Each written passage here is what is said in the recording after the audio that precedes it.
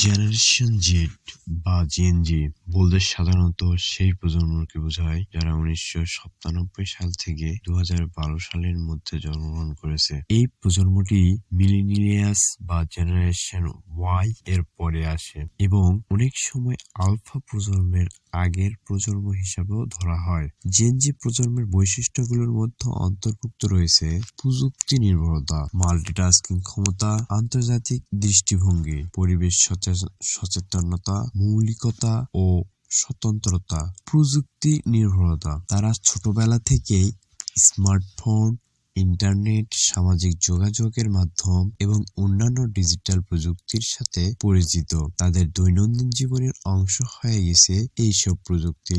Multitasking ক্ষমতা, তাদের একাধিক কাজ একসাথে করার ক্ষমতা আছে। তারা সাধারণত এক সময় একাধিক কাজ করার অভ্যাসে অভ্যস্ত থাকে। আন্তর্জাতিক দৃষ্টিভঙ্গি, এই প্রজন্ম থেকে অনেক বেশি বৈশ্বিক দৃষ্টিভঙ্গি নিয়ে বেড়ে উঠেছে, কারণ তাদের কাছে ইন্টারনেটের মাধ্যমে বিভিন্ন দেশ এবং সংস্কৃতির সহজলভ্যতা রয়েছে। পরিবেশ সচেতনতা, এই প্রজন্ম পরিবেশগত সমস্যা সম্পর্কে সচেতন এবং টেকসই উন্নয়নের পক্ষে বেশি ঝুঁকে থাকে। মৌলিকতা ও স্বতন্ত্রতা, তারা নিজেদের চিন্তা চেতনা প্রকাশে এবং সৃজনশীলতায় উৎসাহিত।